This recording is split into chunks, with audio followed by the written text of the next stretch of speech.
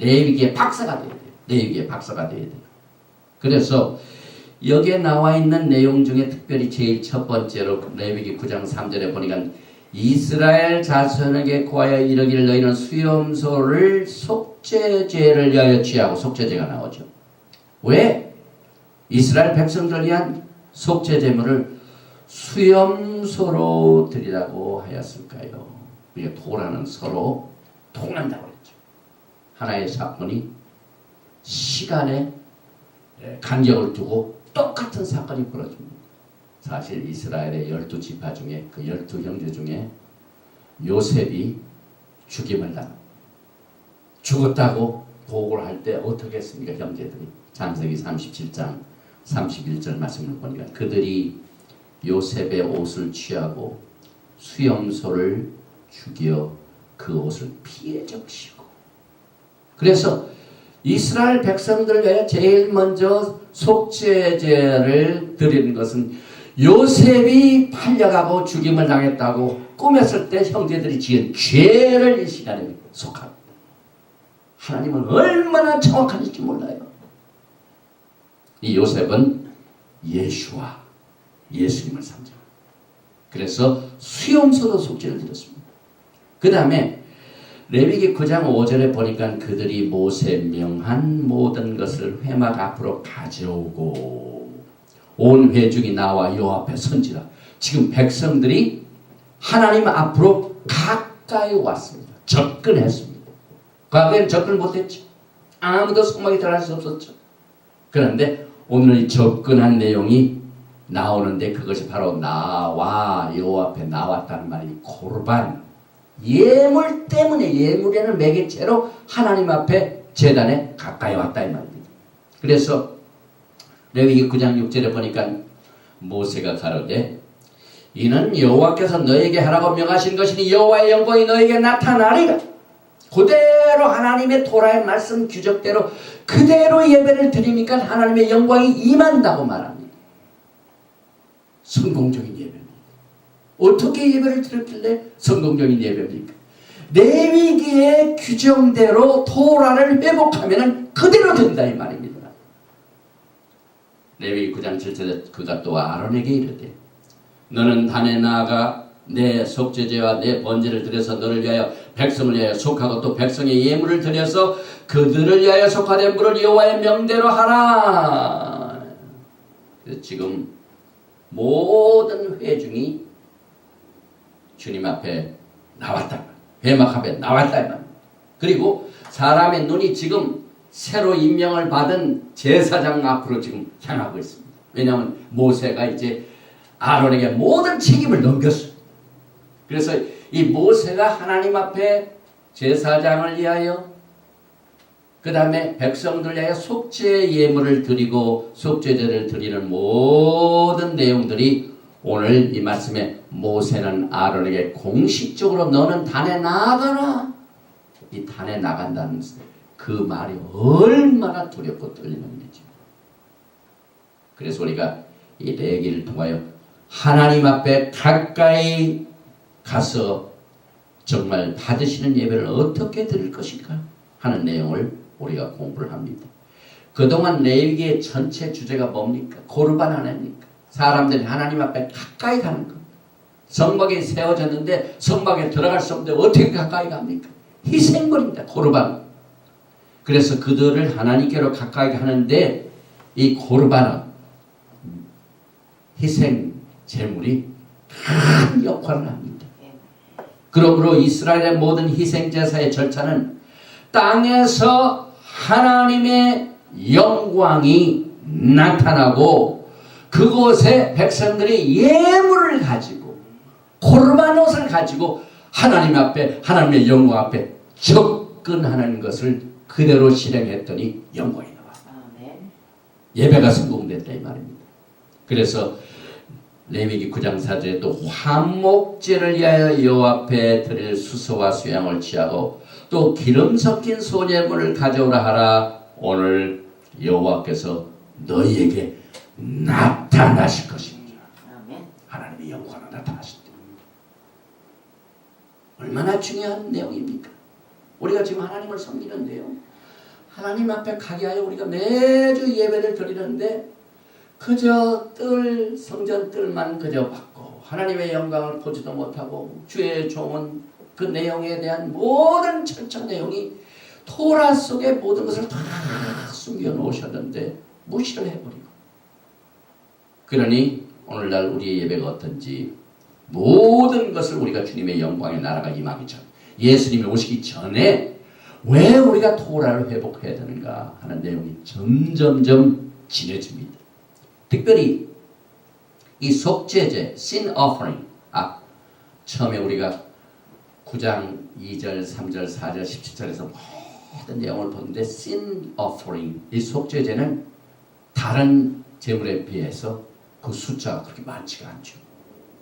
속죄제, 우리가 막 하나님 앞에 제사할 때 회개하고 죄 문제로만 하지만은 얼마든지 죄와 상관없는 화목제, 거제, 다른 제물들이 많이 있는데, 오늘 레위기 9장 7절에 보니까 특별히 속죄제를 이렇게 강조하죠. 그가 또 아론에게 이르되 너는 단에 나아가 내 속죄제와, 아론이 단에 나가는데 이 단에 가까이 가기 전에 속죄제와 번제를 드려서 너를 위하여 백성을 위하여 속하고 백성의 예물을 드려서 그들을 위하여 속하되 물을 여호와의 명대로 하라.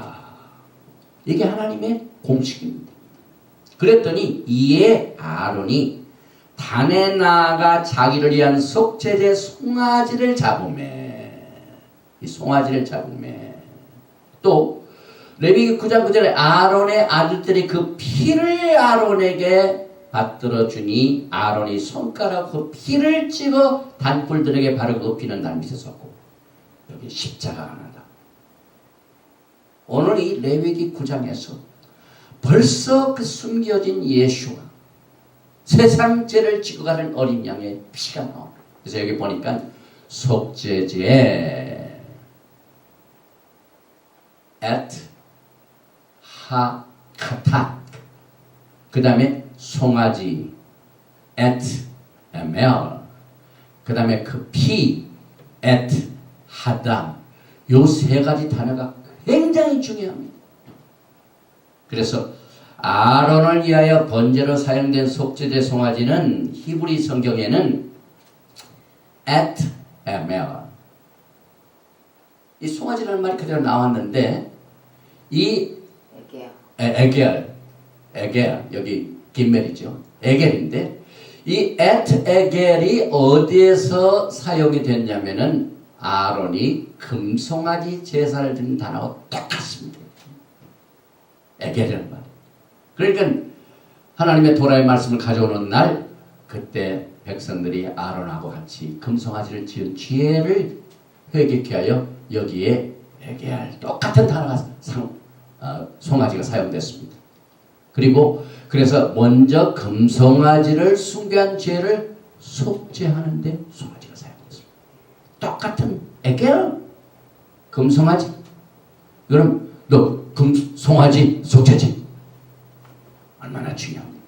그리고 히브리 성경의 레위기 9장 7절, 8절, 9절에서 나오는 속죄제는 보통 속죄제, 보통 송아지, 보통 피가 아닙니다. 우리가 이 히브리 관점에서 성경을 공부해야 할 이유는, 우리가 히브리어를 반드시 공부해야 할 이유는 하나님께서 메시아와 메시아에 관한 왕국에 관한 것은 숨겨놨습니다. 미스터리, 비밀입니다. 그래서 읽는 자는 깨달을진저, 정말 하나님을 찾고 기다리고 막 갈급한 심령에 하나님께서 보여주십니다. 이게 보니까 보통 송아지가 아닌데 그 앞에 예수님의 알렙탑인 에트가 반드시 붙어 있습니다. 그래 속죄제 앞에도 카타하더라고요. 근데 그 앞에 에트, 알렙탑이 있습니다. 그 다음에 송아지도 에겔. 그런데 보통의 에겔이 아니라 알렙탑 에트 에겔. 그 다음에 피도 보통 피가 아닙니다. 그 앞에 에트가 붙어있는 피입니다. 그래서 여기에 보니까 이 알렙탑은 잘못됐죠. 글씨가 알렙탑. 알렙탑이 누굽니까? 나는 알파와 오메가라. 그 말씀을 요한계시록에 누가 하셨습니까? 예수님. 나는 알파 오메가라. 그러니까 알렙탑이라는 그 비밀 코드를 한국 성경은 눈을 씻고 봐도 없고, 또 영어 킹제임스가 좋다고 해서 킹제임스 바이블 뭐 이런 것만 또 하는 분들이 지금 있죠, 한국에도. 그런데 킹제임스가 번역가 굉장히 좋습니다. 그런데 그 킹제임스 성경에도 레위기 9장에 나와 있는 이 세 가지 속죄물, 송아지, 피에 대해서는 알렙탑을 번역을 합니다. 그러니까 그냥 속죄제, 그냥 피, 그 다음에 송아지 똑같이 나왔습니다. 여기 보니까 창세기의 태초에 하나님께서 이 세상을 창조하시나, 천지를 창조하시나, 여기 보니까 베레시 바라 엘로힘, 하나님께서 처음에 세상을 창조하셨다.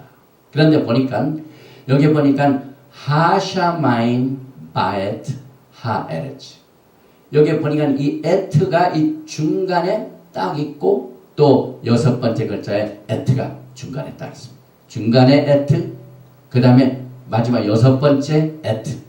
그래서 요 베레시트 바라 엘로임 에트 예수님, 그 다음에 하샤마임 바 에트 예수님 하에레스.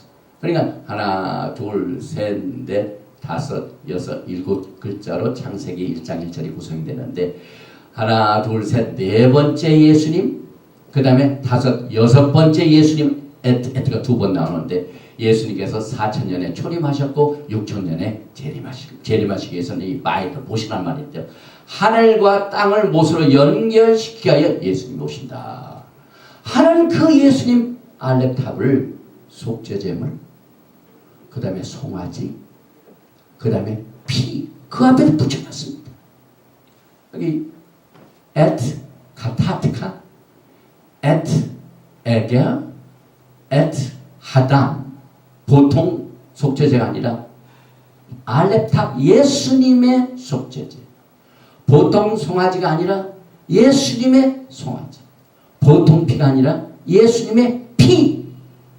그래서 이 알렙탑, 이건 예수와의 심이요, 예수님께서 거기에다가 숨겨놓으신 코드인 것입니다. 그래서 여기 보니까 에겔, 이 송아지는 예수님의 송아지라 이 말입니다. 그리고 이 원래 알렙탑, 알파와 오메가의 옛날 상형 물자 시대 때 알렙은 송아지고, 그 다음에 탑은 십자가입니다. 그래서 알렙탑은 제일 높은 힘이 제일 쓰신 우두마리가 십자가에 돌아가셨다 하는 것이 알렙탑에 숨어 있습니다. 그 다음에 아론이 민수기 6장 24절, 25절, 26절에 처음으로 축복 기도를 합니다. 우리도 예배를 마치고 난 뒤에 아론의 축복 기도를 하죠.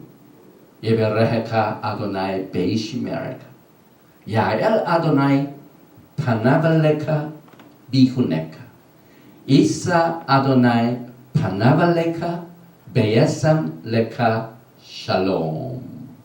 The Lord bless you and keep you. The Lord make His face to shine upon you. May the Lord lift up His countenance upon you and give you peace.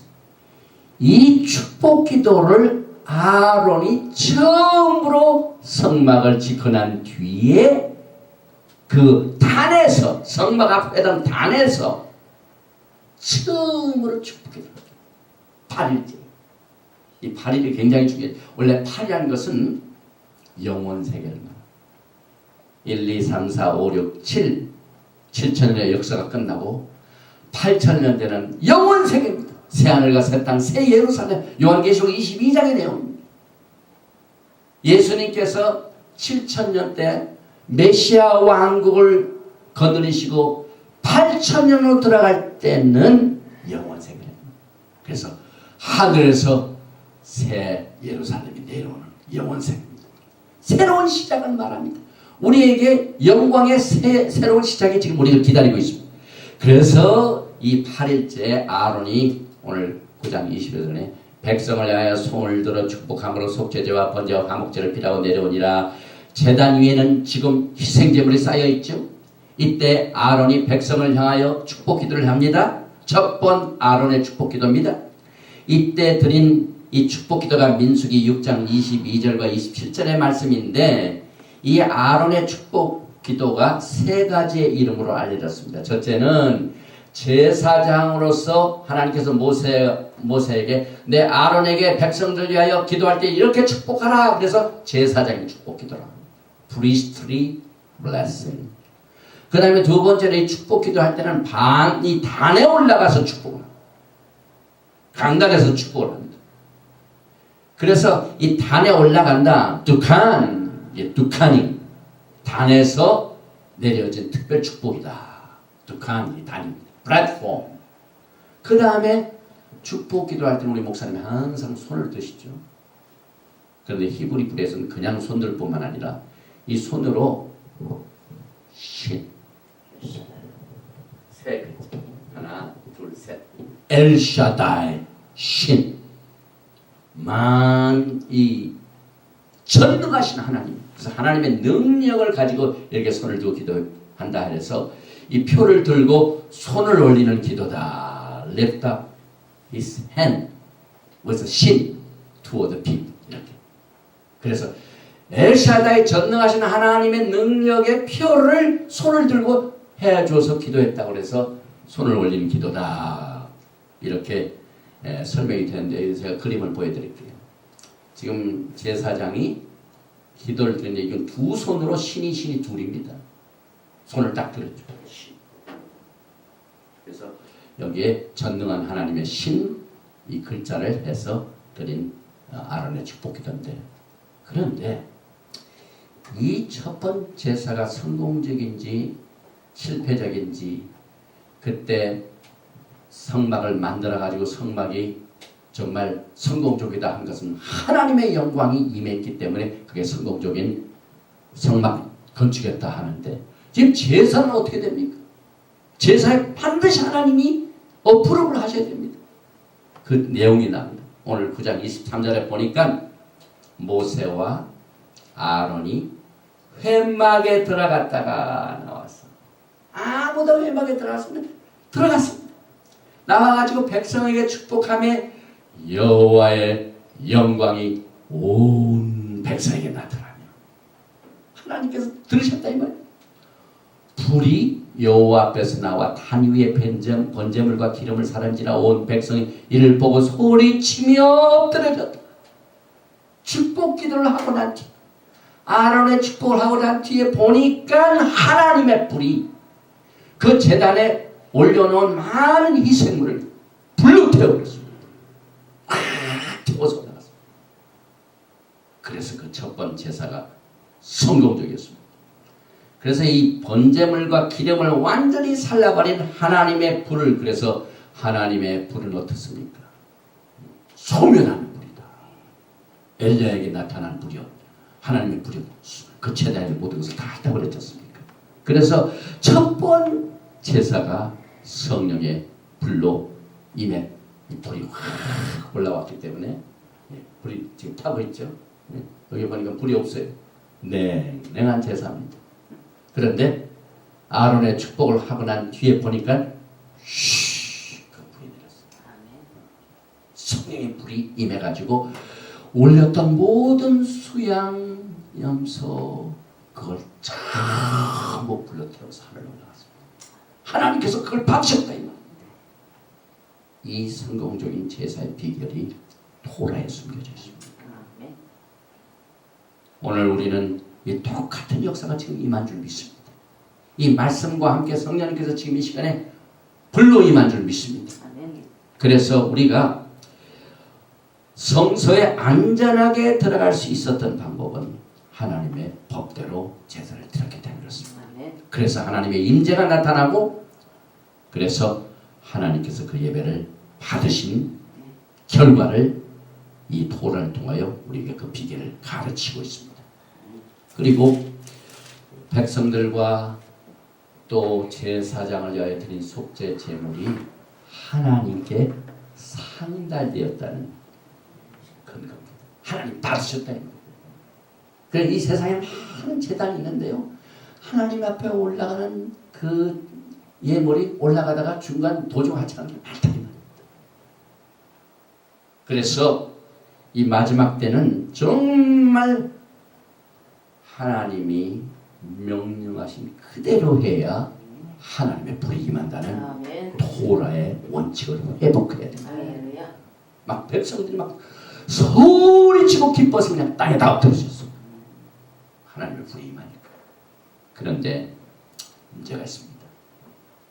이 경사스러운 날에 정말 또 아주 그냥 우리가 조심해야 할 아주 그냥 두렵고 떨리는 일이 그 사건이 벌어졌습니다.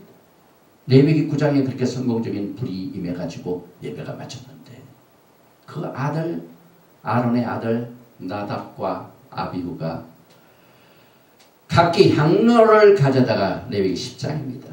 여호와의 명하시지 않은 다른 불을 담아 여호와 앞에 분향하였더니 불이 여호와 앞에서 나와 그들을 삼킴에 그들이 여호와 앞에서 죽은지라. 정말 이 하나님의 불을 기다렸다가 제대로 예배를 드려야 되는데 이 아론의 두 아들이 그만 하나님이 명하시지 않는 다른 불을 마지막 때 주십니다. 그래서 이 죽임을 당한 사건은 우리들에게 큰 교훈을 가져다 줍니다. 하나님의 제사에 막 그 영광의 불이 그 하나님께 참 쓰임 받겠다고 온 그 아들 이 두 아들이 그만 불에 휩쓸려 죽임을 당했습니다.